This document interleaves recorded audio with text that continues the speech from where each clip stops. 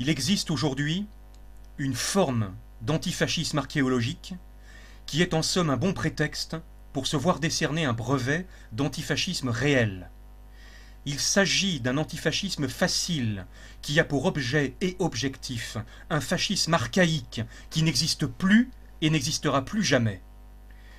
Partons du film récent de Naldini, Fascista. Eh bien, ce film, qui a posé le problème des rapports entre un chef et la foule, a montré qu'aussi bien le chef Mussolini que cette foule sont deux personnages absolument archéologiques. Un chef comme celui-là est aujourd'hui absolument inconcevable, non seulement à cause de la nullité et de l'irrationalité de ce qu'il dit, mais aussi parce qu'il n'y aurait absolument aucune place ni crédibilité pour lui dans le monde moderne.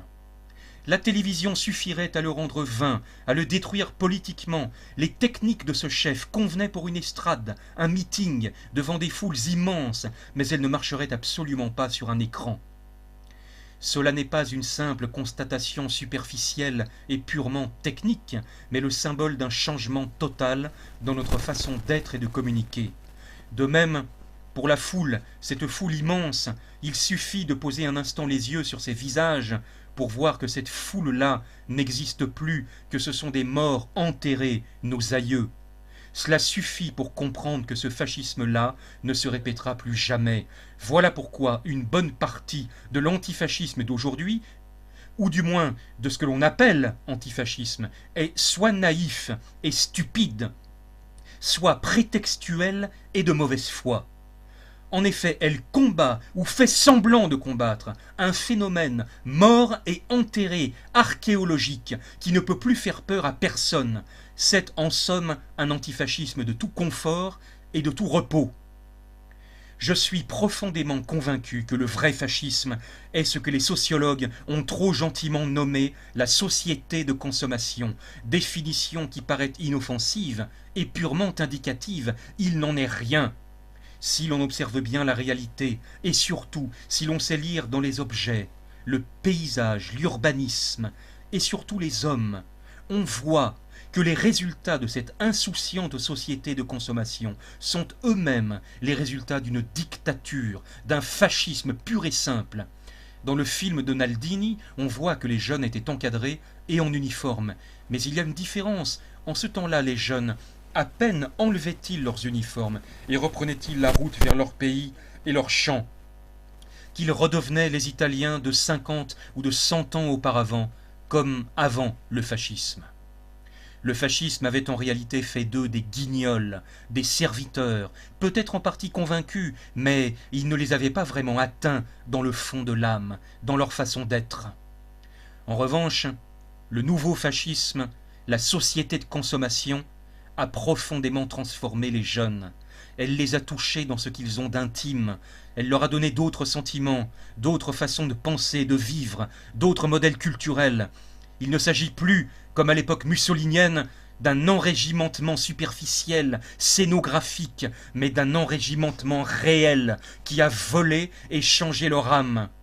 Ce qui signifie en définitive que cette civilisation de consommation est une civilisation dictatoriale. En somme, si le mot de fascisme signifie violence du pouvoir, la société de consommation a bien réalisé le fascisme. Un rôle marginal.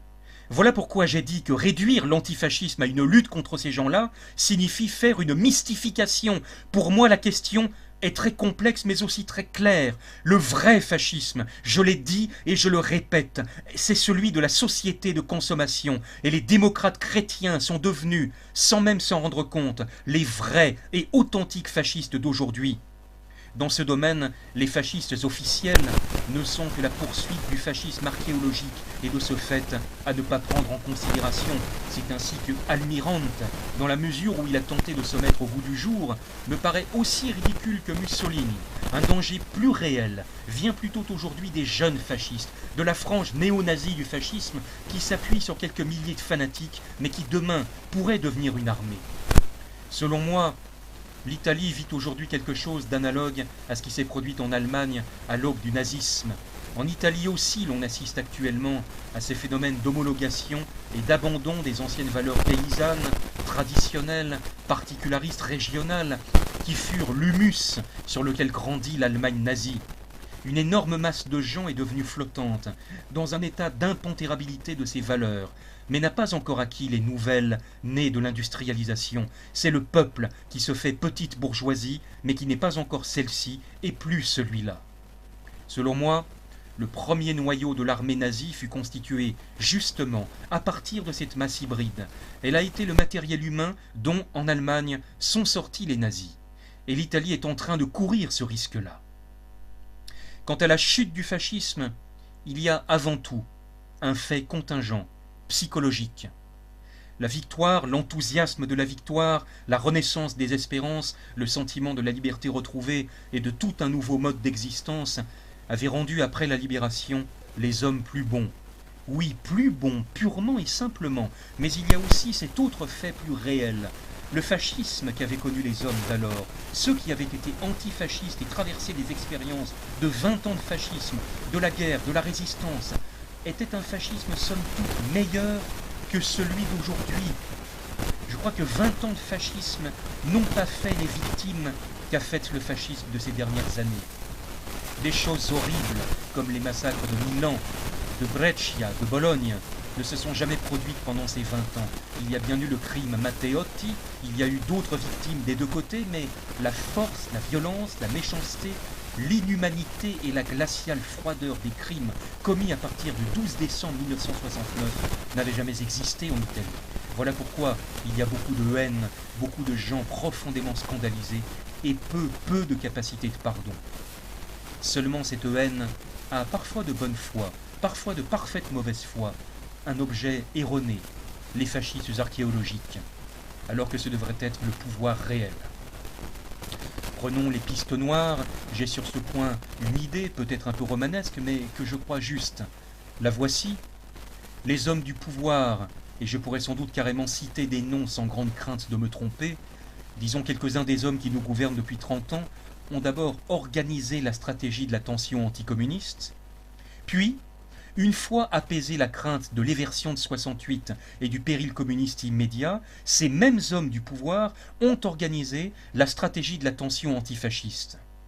Les massacres ont donc été accomplis par les mêmes personnes.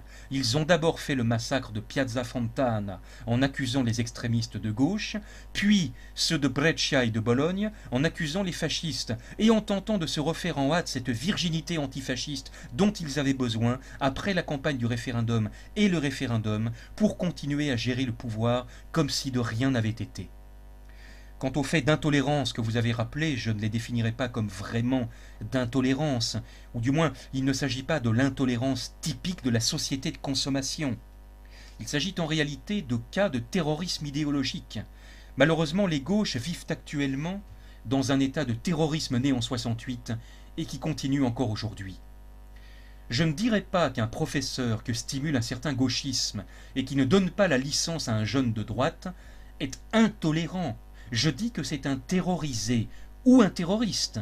Mais ce type de terrorisme idéologique a une parenté seulement formelle avec le fascisme. L'un et l'autre sont terroristes, c'est vrai. Mais il faut reconnaître, sous les schèmes de ces deux formes très souvent identiques, des réalités profondément différentes. Sinon, l'on en vient inévitablement à la théorie des extrémismes opposés, ou au stalinisme égal fascisme. Mais j'ai dit que ces faits étaient de terrorisme et non d'intolérance, parce que pour moi, la véritable intolérance est celle de la société de consommation, de la permissivité concédée d'en haut, qui est la vraie, la pire, la plus sournoise, la plus froide et impitoyable forme d'intolérance, parce que c'est une intolérance masquée de tolérance, parce qu'elle n'est pas vraie, parce qu'elle est révocable chaque fois que le pouvoir en sent le besoin, parce que c'est le vrai fascisme, d'où découle l'antifascisme de manière, inutile, hypocrite et au fond apprécié par le régime.